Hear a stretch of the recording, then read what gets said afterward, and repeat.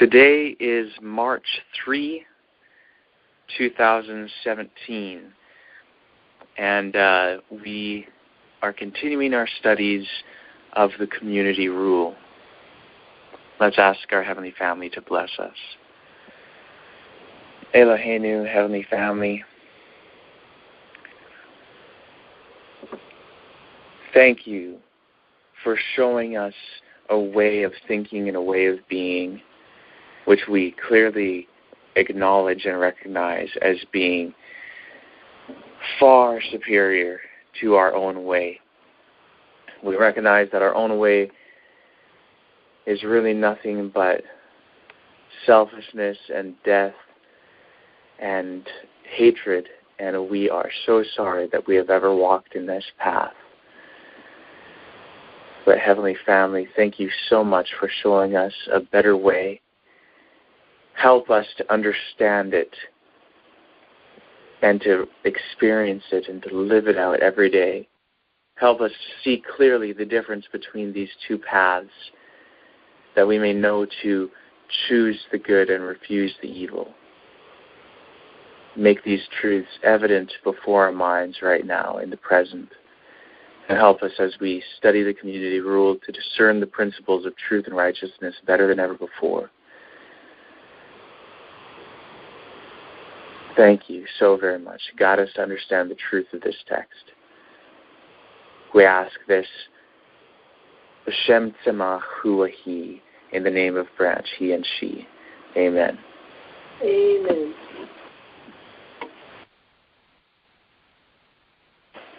Okay, so, as always, a recap of sorts. The community rule is a text that was found among the Dead Sea Scrolls. Several copies were found, the most complete copy of which was actually among the first Dead Sea Scrolls to be found in the latter portion of the year 1946 or in the early part of the year 1947. That part of the history is a little bit unclear, since that's before any academics had a hold of the scrolls and it was still in the hands of Bedouin. So anyway, the Dead Sea Scrolls, of course, are a highly significant archaeological find which have radically changed the amount of information we have about the first 2 centuries before Christ, and also even the first 2/3 of the first century of the Common Era.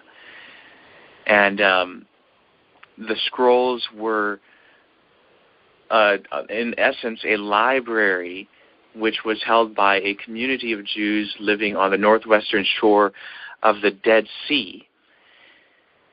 And this group of Jews is commonly understood by scholars to be a sort of Essene Jewish group. And that, means different things to different people, but that's the common designation. Even though the scrolls themselves do not use the word Essene, the description of the description of Jewish life among the scrolls is amazingly similar to the description of Essene Judaism by Philo, Josephus, and Pliny. Important historians for the time, or at least Josephus was a historian. Philo wasn't, but he has a very important historical source since he lived at the time.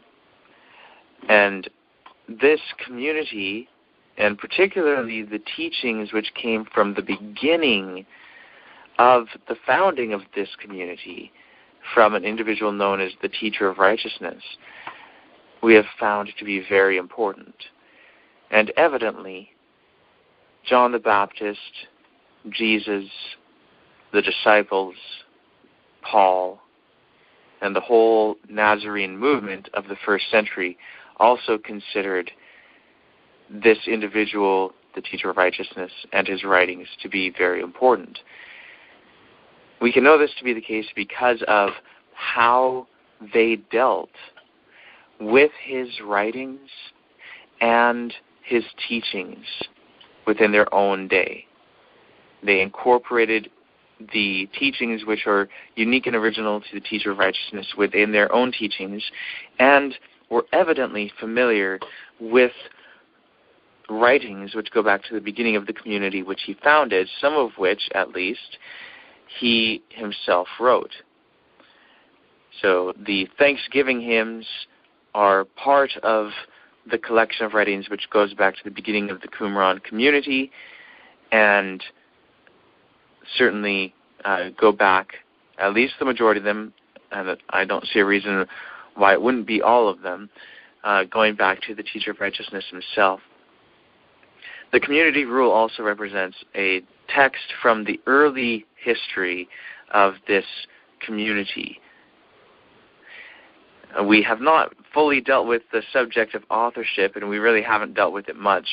I've mentioned a couple things from time to time and mentioned that we have to investigate who the community rule was written by, if it was written by one author or a multitude of authors or whatever the case may be, and if the community rule was actually authored by the teacher of righteousness himself. In any case, it represents an early stage of the community's development, and it is somewhat like a constitution and bylaws and or fundamental teachings and functions and that sort of thing of the community. It outlines their purpose, their basic teachings and practices, and for that reason it is extremely significant. It was evidently known and read and used by some of the writers of the New Testament, including the author of the Gospel of John. And the way that the author of the Gospel of John portrays Jesus, if that is a correct portrayal, then Jesus certainly was aware of this text and used it as well. So it's very, very significant for us to investigate. And one of the, well, I think what I'll do is I'll mention a few of the things that we've gone through so far. So the community rule, as represented in the best preserved of its copies, known as 1QS, begins with an outline of its purpose and its mission, and then transitions into a covenant ceremony, which was done by the community every year, bringing people into the covenant of grace. And after this section on entering the community and the covenant and all of that, it gets into another section, which is the teaching of the two spirits, or the two ways, those being the spirits of truth and falsehood, and their ways are diametrically opposed to each other, and they are greatly contrasted.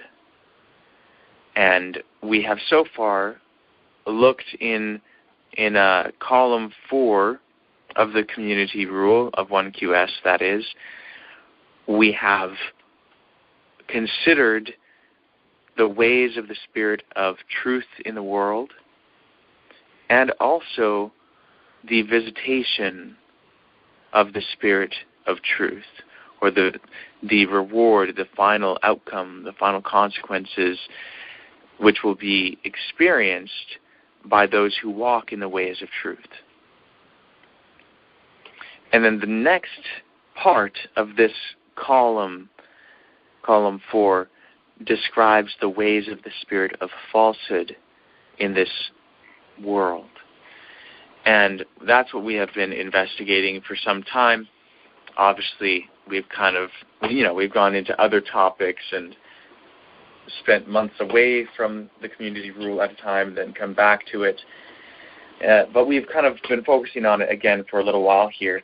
And the last way of the spirit of falsehood that we discussed is abominable deeds committed in a spirit of lust. The next one is ways of lewdness in the service of uncleanness. So that's what we will be talking about tonight, unless there are other elements related to the subject that end up taking up our whole discussion. But the way that we've been doing it is starting out with more general questions still related to the community rule, or at least the Qumran community, which is not really going off topic because the community rule is really outlining what the community is supposed to be. So we're starting with the broader questions just to see if anyone has something related to this first, and then we narrow in more so to the particular section and the particular line within the community rule which we are at in our investigation of the whole. So with that said, are there any questions or comments on the community rule as a whole, or on the Dead Sea Scrolls, the Qumran community, the teacher of righteousness, or anything that is more broadly related to this subject?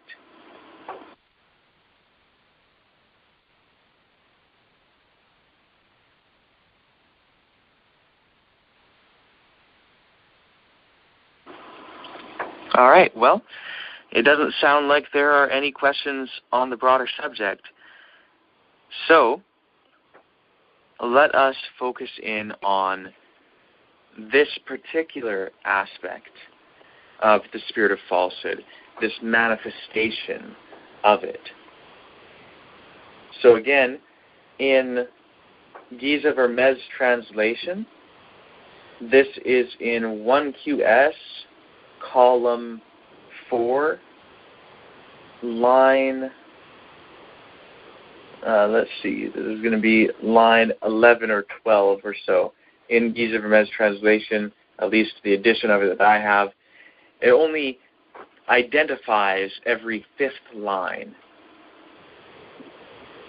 So it's either line 11 or 12 or somewhere around there. And actually, I can actually find the exact line. It is actually at the end of line 10. So 1QS, column 4, line 10. And the way it is put in Giza Vermez's translation is, and ways of lewdness in the service of uncleanness. So what we're doing is finding out what are the claims of the community rule. Is what it says actually true? We want to know, is this true? Is it teaching righteousness? What is the truth of this text, whatever that may be? So, does anyone want to comment on how you understand this phrase, ways of lewdness in the service of uncleanness, and whether it really is a manifestation of the spirit of falsehood?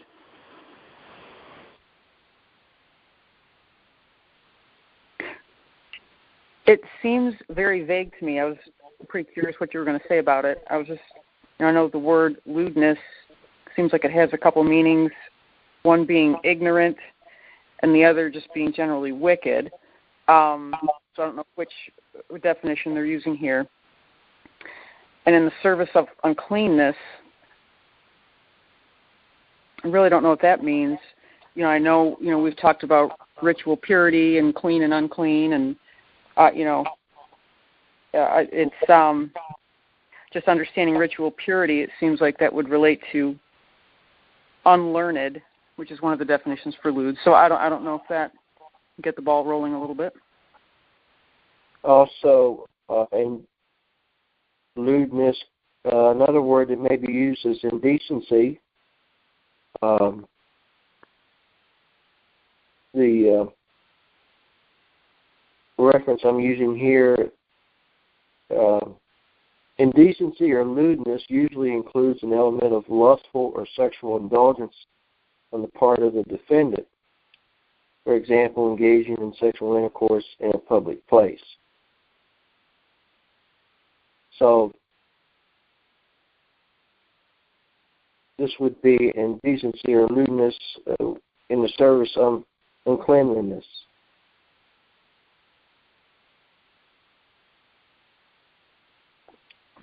That could almost sound like the same thing as lewdness.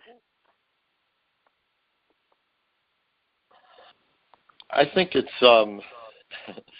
somebody who's kind of being lackadaisical either purposefully or kind of taking a nonchalant attitude towards cleanliness, like ritual purity, and they're possibly purposefully trying to do things the wrong way, or just because of their attitude they're doing things the wrong way, causing them to be unclean for themselves or for other people.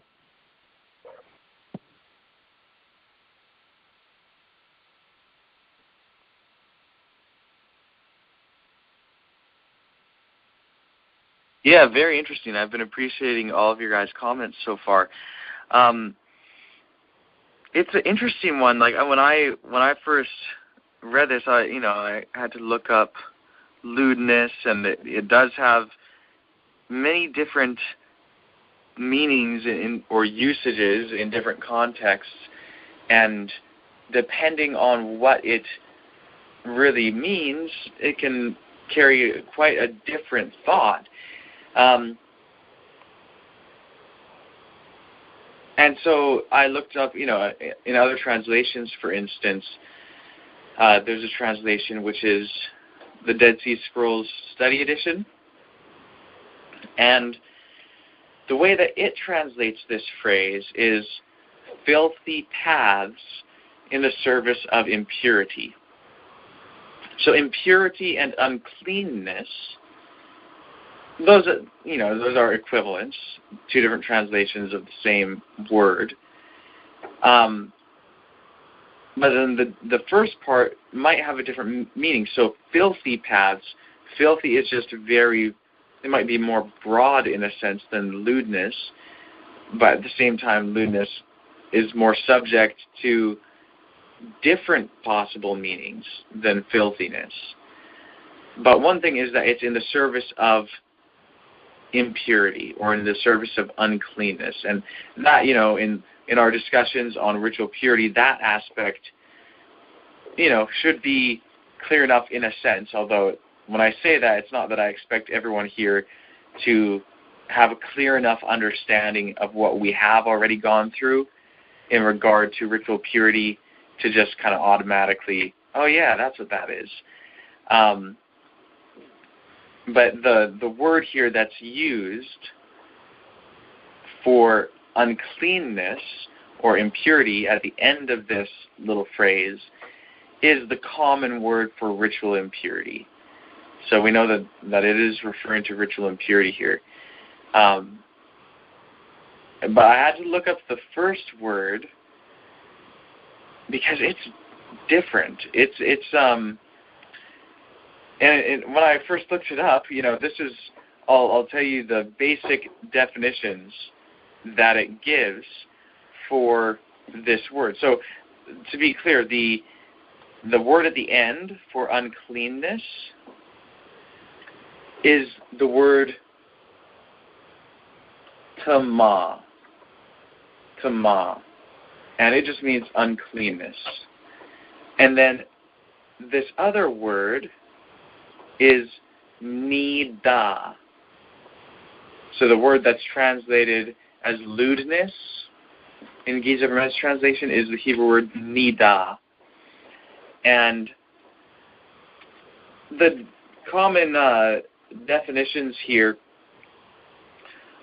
for instance, from different concordances and lexicons and so on, Brown Driver Briggs gives impurity as the primary definition. And then there's, let's see, this is Jusinius Hebrew Chaldee Lexicon to the Old Testament, and it gives abomination, uncleanness, impurity, filth, menstrual uncleanness, something unclean, filthy. So it has different meanings that it lists. And then there are other ones: menstrual flow, menstruation, excretion, something detestable, pollution. And, there's several different things. But it's all things like that: bleeding, defilement, separation, abomination, impurity, those sorts of words. And so it's it seems almost like it's another word for impurity. And in some of, if you look at different translations, for instance, there's a translation known as the Lexham English Bible. And I like it. It's a fairly straightforward translation, but it's more modern than the King James. And the different words that it uses to translate this word, nidah, the most common is menstruation. The second most common is impure or impurity. And then the third and fourth most common, which have the same amount, are defilement and then menstrual. And then there are three other ones which are only, three other occurrences of this word that are translated: filth, bleeding, and abomination. And those each only occur, or they are translated that way only once each in the Lexham English Bible. So it's kind of interesting. We can maybe look at those a little bit more. But in the King James, or let's see, New King James, has impurity, purification, uncleanness, refuse, customary impurity, rubbish, set apart, unclean thing, women who were set apart during the women in her customary impurity. Those are all different translations of the New King James. The King James has separation, filthiness, uncleanness, flowers. That's different. Menstruous woman, menstruous, her that was set apart for pollution, a removed woman, removed, put apart, and a couple others, unclean. Yeah, she is put apart for. Okay, so as you can see, there's a number of different translations I got a comment of this when word. When you're done. Sure. Yeah, so there's a number of different translations of this word, and it all has to do generally with filthiness or impurity, but it seems to be there seems to be a focus on separation, menstruation, bleeding, so on. So maybe we'll look at more of the examples or occurrences of this word throughout, quote-unquote, the Hebrew Bible, just because Bible software is kind of geared toward those writings more than others. So yeah, we can kind of look at things and try to get a better understanding of it. So go ahead, Leroy. So that sounds like it's talking about women, all those things. So far I haven't thought that there was any women in the community that we're talking about. I don't know if I'm way off base there or what. I never heard any talk about women so far. Well, some of these words definitely are related to women to the exclusion of men, as in some of the translations of this word. But I don't know if, it's all related to women. There are some places, like for instance, Zechariah 13:1. On that day, a fountain will be opened to the house of David and for the inhabitants of Jerusalem, to cleanse them from sin and from impurity. And this word impurity is nida, this same word that we've been discussing, the one translated lewdness. And, it's open to the house of David, doesn't specify just the women or anything like that. And there are other occurrences of this that seem to be more broad than just focusing on women. And then in terms of the other issue, we've talked about that before as to whether there were women there in the community. And so far, I don't know of any evidence to suggest that there aren't. And there is some evidence, at least, to suggest that women were involved. And, we've read sections from other Dead Sea Scrolls. Like there's one, for instance, I think so one is the Damascus document, and the Damascus document makes reference to women. And then there are others, let's see here, I think that's called the Messianic Rule. And the Messianic Rule talks about women at the beginning. Let's see here, actually. Yeah, it says, when they come, they shall sum them all, the little children and the women also, and shall read into their ears all the precepts of the covenant, and shall expound to them all their statutes, that they may no longer stray in their errors, etc., etc. So I just wanted to mention that by way of reminder. I don't know how there could not be women. It's kind of hard for men to all live very long by their stuff. And the community in Acts, we know it had women, so it's just strange they don't mention them very much. Well, not necessarily strange, because it's like in the community rule, men aren't mentioned much specifically either, Like it's just written in a way that isn't specifying gender. So, it's just a general way to write things because things apply equally to anyone. And also the community rule, it's written not just for the community in a particular location. It's written for the community as in the people who follow this particular way. And so that's just something to always keep in mind as well. When it says man, it means woman too, in the Bible. So people try to say it's only men, but man is woman. Woman is a man too. Yeah, most of the words that describe man are just generic. Even just like, in English, saying something like mankind obviously includes women too. Let us make man in our image, after our likeness, male and female. Yeah, absolutely. So are there any other comments on, this phrase or on the word nida? Or do you guys want to look at some examples of the use of this word to kind of get a broader meaning of it?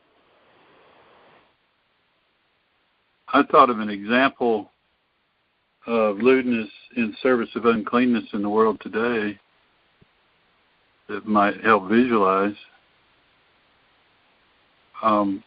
The word service sort of got my attention, and just this past week, the service of uncleanness, the false God, the false gospel that's out there. We're now in the Catholic observation of Lent, right?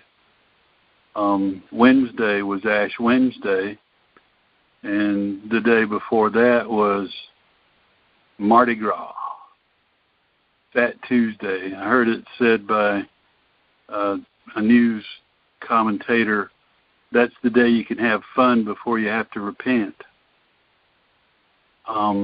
My observations over the years of Mardi Gras is definitely lewdness, public indecency.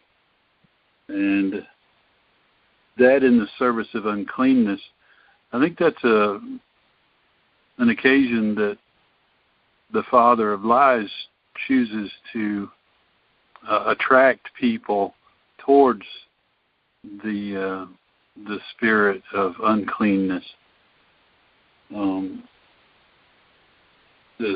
spirit of falsehood. Their time.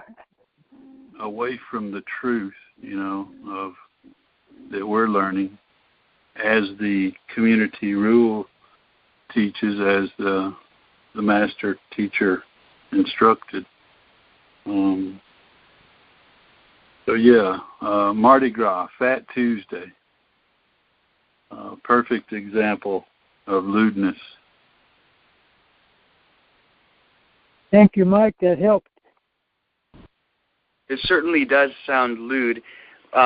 Whether the meaning of the word here is trying to carry that connotation of lewdness or not is still something to be discerned, but it certainly is something that's an example of the sorts of things to be definitely found on the path of darkness, and it is a manifestation of the spirit of falsehood for sure.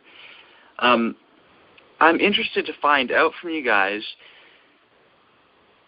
since we've been using the word uncleanness, how you understand what uncleanness is. It's not moral.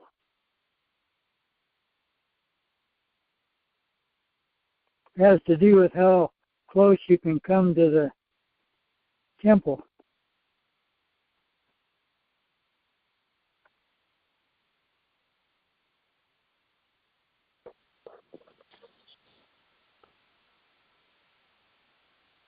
I think a lot of the unclean things, I think, in type were related to health and, avoiding sickness and that kind of thing. And I'm sure in the typical meaning for today is probably different than that. Maybe in some cases the same, but mostly different. As far as and a lot of them I'm sure had symbolic meanings as well, but they were, forms of defilement. And, like the priests, none of that can, the things had to be handled in a certain way, getting removed from the temple during different services. Parts were burned outside and parts were, taken care of right there in the, inside the fencing of the temple. And then there was, different, you had to wait, there were waiting periods and that kind of thing, for when you can come back in. So when, whatever would no longer be impure, or, there was possibly even a mental period of time for things to sort of straighten out. I'm glad you used the word defilement. That's a good synonym. So this is interesting. So far, the kind of commonality between what Leroy said and what Ed said is having to do with kind of where someone can be, and specifically in regard to the temple or the sanctuary, and that's absolutely right. And yeah, it does have a lot to do, like there are periods in which someone must be away if they are unclean, and different things like that. And the first thing that Leroy said was not moral. And I believe that he was using that phrase in the right context, but I just want to, it could be interpreted in at least two ways, so I just wanted to clarify that, because someone could say not moral as in what it means for something to be unclean is for it to be not moral. The other way of using the phrase not moral in answer to my question could be to give the meaning that uncleanness is not about being moral or immoral. It's not about morality. It's about something else. And I think that's the way that Leroy meant it. And if so, then that is certainly the correct way, because it's cleanness and uncleanness. The common ways that people have understood it for a long time has been, oh, well, this has to do with morality, or it has to do with hygiene, or it has to do with, something, kind of more common and relevant in a sense, and I should say seemingly relevant to our lives. When really it's a totally different system. It's something that is so very, very different. What uncleanness is a lack of fitness for sacred space. And that's it. It's a very simple concept in a sense. But it can be a little bit hard at first to really wrap our minds around it, just because it's different from what we expect. So to be clean or to be unclean are conditions which someone may have, and it's not just two categories of, someone's clean or someone's unclean. No, it's actually gradient. You can be very unclean, or you can be less unclean, or you can be generally clean, and you can be even cleaner, and you can be holy, and you can be holier, and you can be most holy. These are all different words, whether you're using words like clean, unclean, pure, impure, holy, unholy, defiled. All of these different words are in this whole same world of ritual purity. And it's not about morality. With morality, it is actually two separate categories, either righteous or wicked. And someone cannot be 95% righteous and 5% wicked and things like that. It just doesn't work that way. With purity, the way that we've illustrated it before is in circles within circles. You have different zones. The innermost circle is the place from which holiness emanates. It is the most holy place. And not everyone can just enter that most holy place. And then there's a circle outside of that. And people can be either fit or unfit to enter that circle. And then there's a circle outside of that, and it keeps going outward, where you have these circles, and people are either fit or unfit to enter that circle. And who you are talking about and what zone you're talking about determines how you use the language of clean and unclean. So if you're focusing and speaking from within the perspective of the camp of the Israelites, well, then all Israelites are clean because they're fit to be in that camp. They're fit to be in that area. And for them to become unclean means they are either restricted from touching certain things in that area or from going to the next area, that being the sanctuary, or they might be rendered so unclean or obtain a layer of uncleanness which requires them to go into, basically exile personally, at least, no longer being in the camp. That's something that can be done.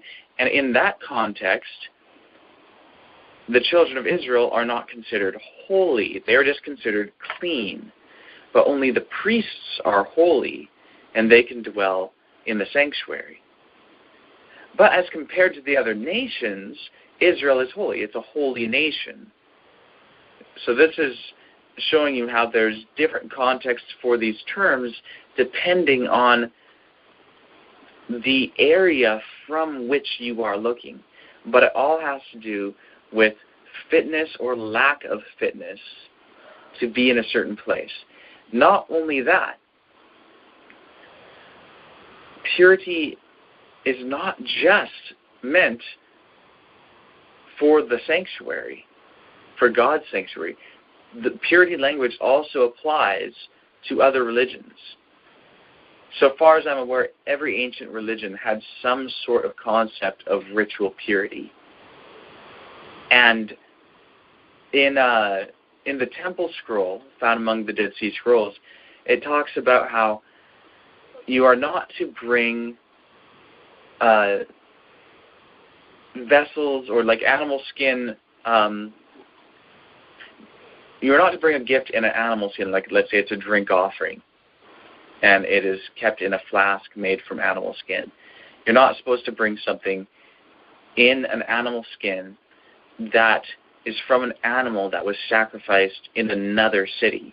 It should only be from animals that were sacrificed in the city of truth, Jerusalem, and particularly the temple.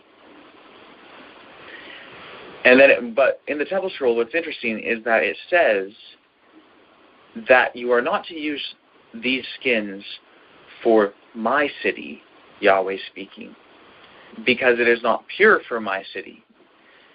It is pure for other cities, but not pure for my city.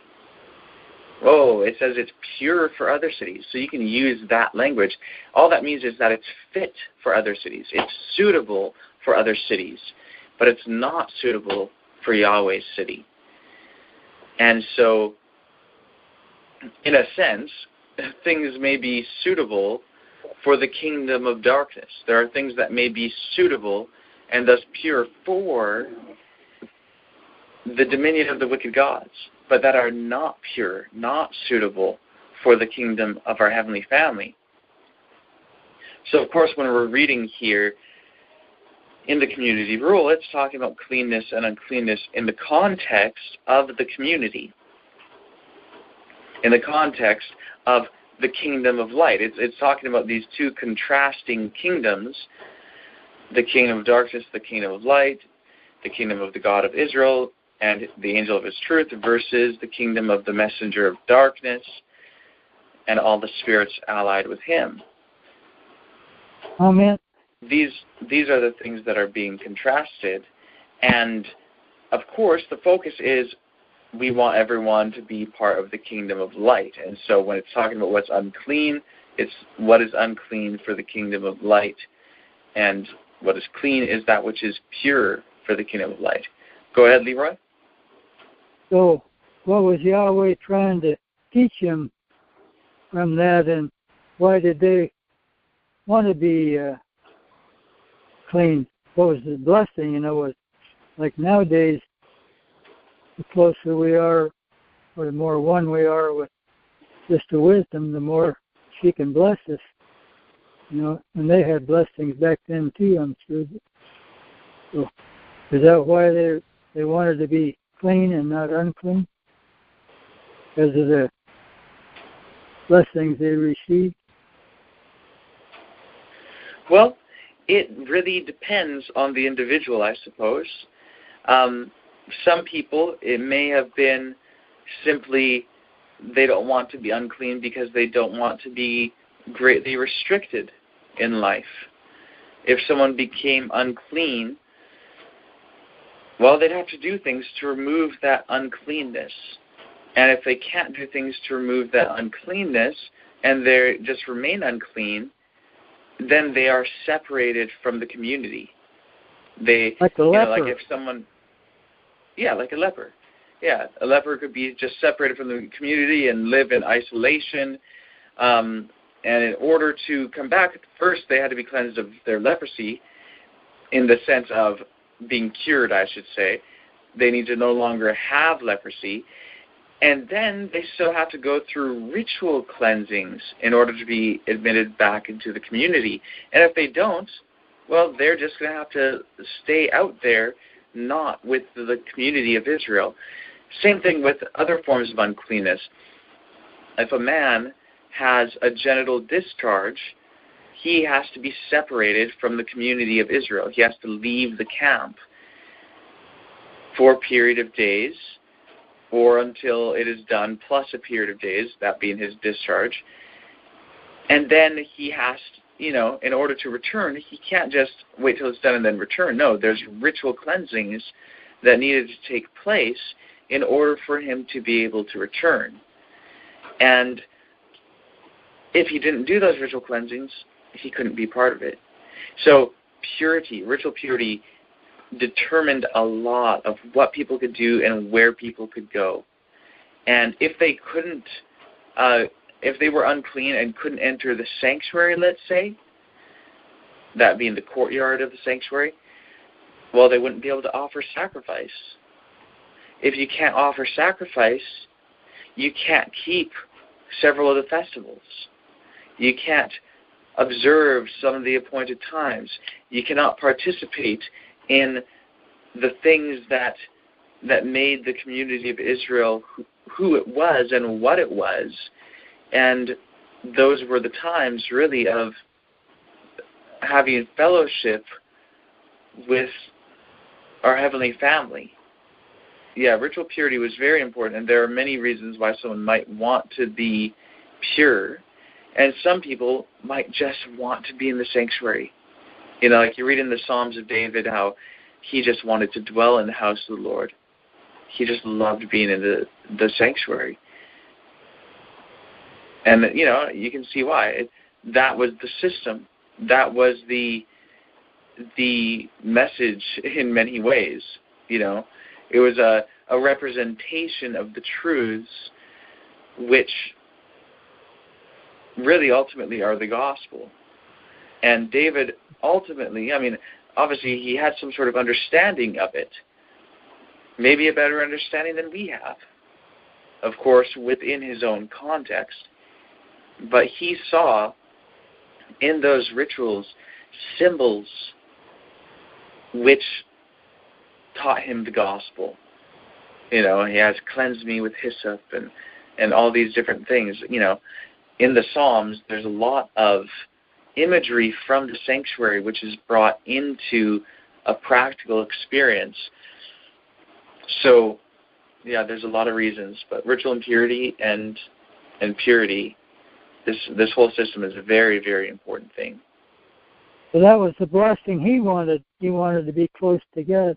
So I've been listening to the book Education by Ellen White. What a wonderful book. And it said in there that he learned from the school of prophets. That's how he was the person he was. If I heard it right, he learned from the school of the prophets what he made him, give him his character. Okay, interesting. So, I don't think I said it very well earlier, but it seems like there's sort of two different kinds of impurity. The lewdness one would be the one where you're purposefully doing something, like, for example, a woman hitting her menstrual cycle. Well, that's not lewd. That's just a part of our biology. So I don't think that is classified in this. Now, if she handles the process for, becoming clean again improperly, then possibly that's lewd. But to actually have a behavior that causes yourself to be impure is lewd. But to have something that, just a biological process that causes you to be impure is probably not falling into the category of lewd. That's really interesting. That's a very interesting comment for a couple of ways, but I think that it really highlights something, because here's an interesting thing. So the word nidah, which is translated lewdness here, is the word that is often translated as menstruation. But it's interesting. So, obviously the word can be used to refer to things that we wouldn't use the English word lewd to describe.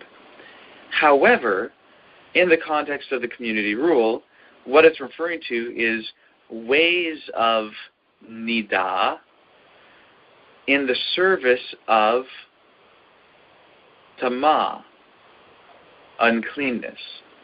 So it seems like doing things that are working for uncleanness. And so that's kind of interesting because it's not, the way that it is here in the community rule seems a bit more active. Doesn't seem like passive, something happening to someone and just because. So in that case, and this is something also to always keep in mind, what is most important for words is their usage. That is what is most important to understand a word. How is it being used? It's not actually its etymology, its origin, what it really, like here's an example. The English word goodbye is just a shortened version. It's like a short form of a phrase, God be with you. That's the origin, the etymology of the word goodbye. And so someone might say, oh, well, every time someone says goodbye, they're really saying God be with you, and so that's what people mean. But that's not actually what people mean. People, when they say goodbye, they just mean, this is the end of our conversation. Often, or, that it could mean something else. It could mean, see you later, or, something along those lines. But it's basically indicating that, hey, we are ending our time together now, and we're leaving on good terms. But people who don't even believe in God say goodbye. And they clearly don't mean God be with you.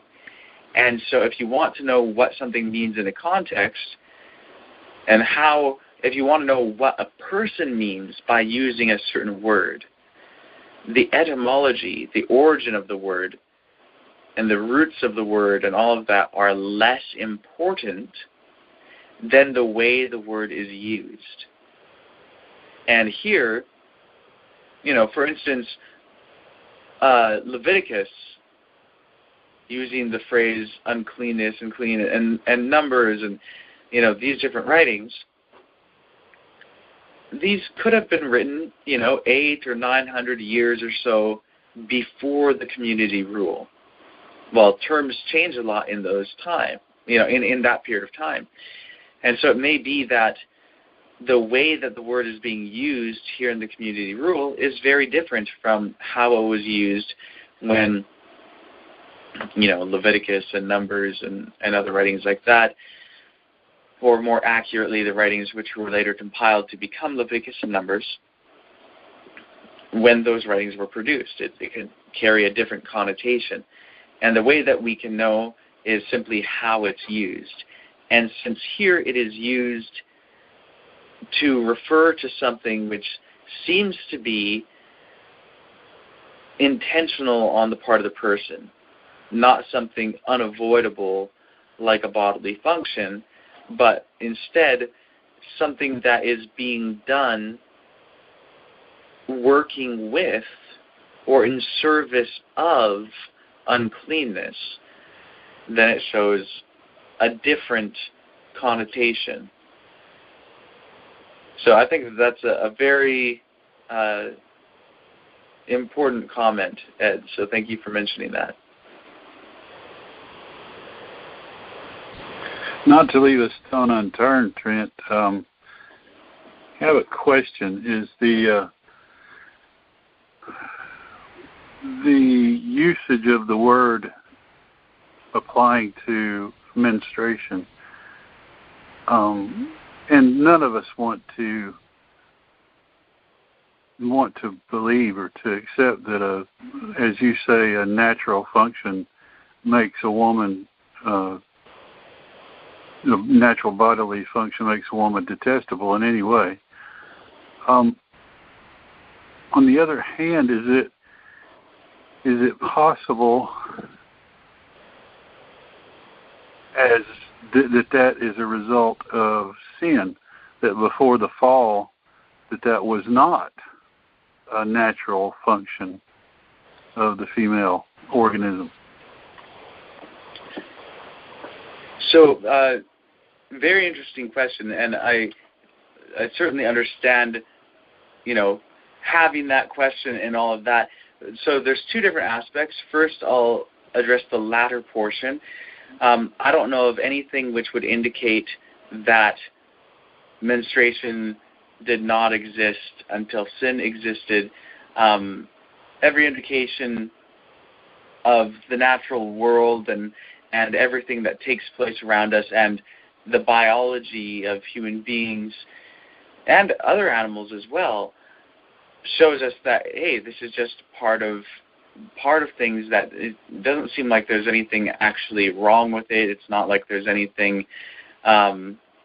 anything sinful about it or anything like that. And there's certainly nothing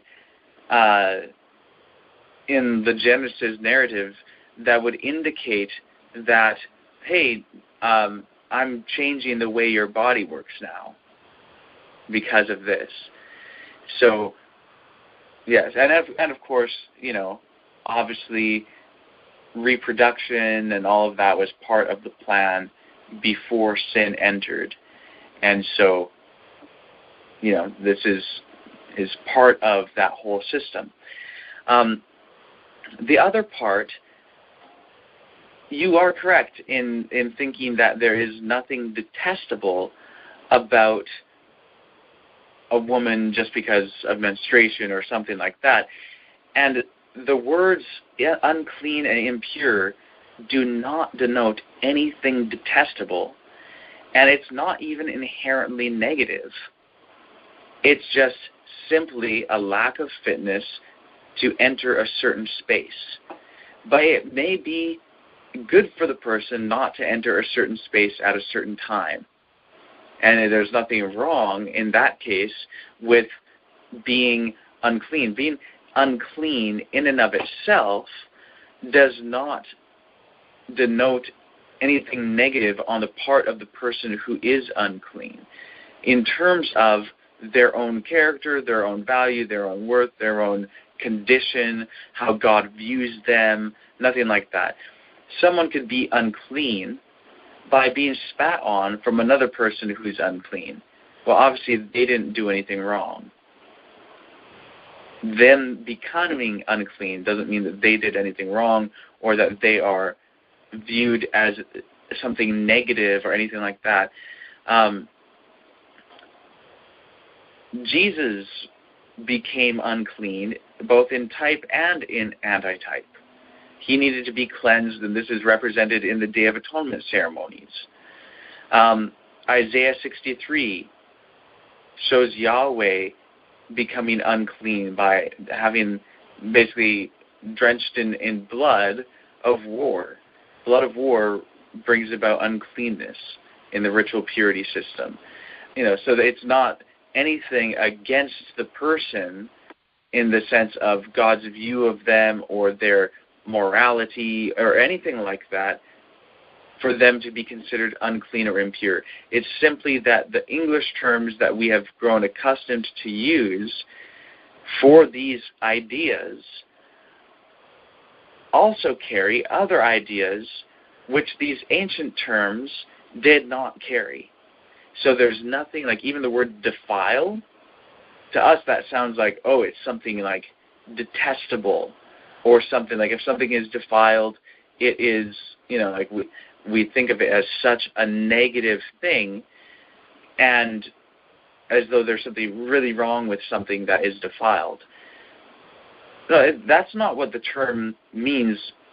If you're looking at it in terms of the Hebrew Scriptures, it's not saying that there's something wrong with a thing because it is defiled. What defilement is basically a transition from someone's purity zone, from someone's zone of one purity level to a lower purity level. And of course, in most circumstances in the Hebrew Bible or the Hebrew Scriptures, purity is exalted and impurity is to be avoided. You want purity, you don't want impurity, generally speaking. But it's understood that pretty much everyone is going to experience impurity in some way at some time, and that's just part of it. Like, that's just part of life. It's not that someone is viewed negatively because they have become impure. There are other scriptures even which specifically keep people back from becoming pure. Like, there's a place in Ezekiel that says that certain people weren't to do a certain thing lest they become pure, or lest they become holy, I think it said. And so, it's like Ezekiel 44, 45, something like that. I don't remember the exact verse. But, well, if it's just that purity is really good all the time, and impurity is really bad all the time, and it's like a moral issue or an issue of how someone is viewed by God or something like that, it wouldn't be trying to keep people back from holiness. And so it's just that our conceptions of these systems, first of all, we haven't understood ritual purity for most of our experience. It's just, within the past year and a little bit more that our Heavenly Family has been showing us these ideas. And we need to realize how drastically different the scriptural idea is from the way that we would tend to think about these terms. So Teresa actually pulled up this verse that I was mentioning, Ezekiel 44, verse 19. And when they go out into the outer court to the people, they shall put off the garments in which they have been ministering and lay them in the holy chambers. And they shall put on other garments, lest they transmit holiness to the people with their garments. So it's saying that the priests were to take off their garments and not go out to the people wearing their holy garments, lest they transmit holiness to the people. And one might think, oh, well, why would that be such a bad thing? But it would be a bad thing. And we may not understand yet all the reasons why, because we don't understand all the aspects of purity. But practically speaking, if someone was to become holy and they were not ready for holiness, or they were not fit for holiness, they were not actually prepared to live a separate life unto God like a priest, as apart from what they would normally do, well, they're going to have to radically change their life to something that they may not actually it may not be something that they are supposed to do. In heaven, there are different purity zones. Some beings can come right close into the presence of God. Some can't. Some are further away. And it's not that that's a bad thing. It's not that that's, they're just less valued or they're viewed negatively in some way. No, it's actually a good thing. It's that everything, it's kind of like we're all used to thinking of things from a certain self-centric point of view. Specifically, I'm saying self-centric rather than self-centered, because I'm not talking about only concern for self or something like that. I'm just saying viewing things from the perspective of ourselves, as of course we must do. We really have no other option. But the thing is, we look at certain, I'll just give you an example. We look at certain environments on this planet, and we think, oh, that is such a hostile environment. I mean, it's so there are places on this planet that we would consider to be such extreme temperatures, very, very hot, and high amounts of acidity and things like that. And we consider that to be absolutely,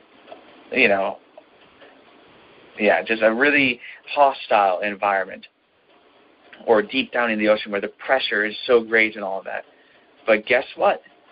There are creatures that live in those quote-unquote extreme environments. Some of them live in places with such a high amount of pressure and with such immense heat and with such a high level of acidity. And for them, a little bit of oxygen would be an absolutely hostile environment. And so we are not fit for their environment, and they are not fit for our environment. Are they better or worse because they are fit for their environment and not ours? No. Are we better or worse because we are fit for our environment and not theirs? No.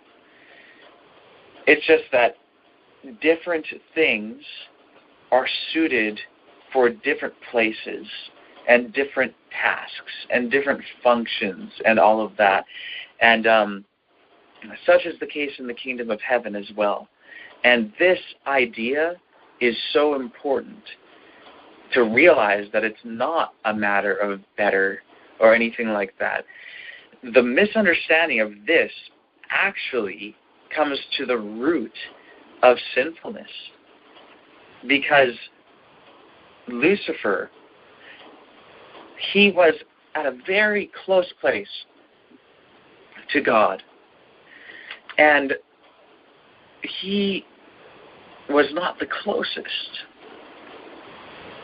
The Son of God was actually closer than Lucifer was to the counsel of God. There were certain meetings that they would have that he wasn't a part of, and he thought that just being a part of it was inherently better, and that Jesus had it better than he did.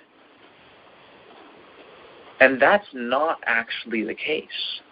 This may be a strange concept for us to wrap our minds around, but it's actually not the case that it is better for everyone to be in the direct presence of God at all times and to be involved in all of God's counsels and all of that. No, that's what Lucifer thought. And he thought that he was being robbed of something by not participating in that. And thus, because he thought that Christ was being given a better circumstance than he was, a better opportunity, he felt robbed. He felt cheated. But that's not right. Because again, we're all suited for different things. And what we are suited for is what we're best for and what is best for us. And we should really be glad in that, and we should really seek to improve what we are suited for and improve everyone else through that. It's really, really an important issue. And I think, honestly, that this an example of creatures that live in what we consider to be extreme environments is kind of a good way to illustrate that. Because it does really show how, hey, wait a second, it's not actually a matter of better or not better. It's a matter of suitability. And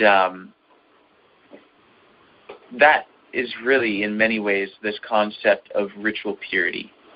What we're suitable for, what we're not suitable for. So I hope that that's helpful for everyone. Yeah, it was. I was listening to What is the Church Today, kind of talking about that equality aspect a little bit. To not think of one person better than another or one position even higher than another, and it's just a really, like you said, a really hard concept to get out of your head, because in this world, in Satan's world, everyone wants to be the highest or the CEO or the most important or the best or whatever, and it really is.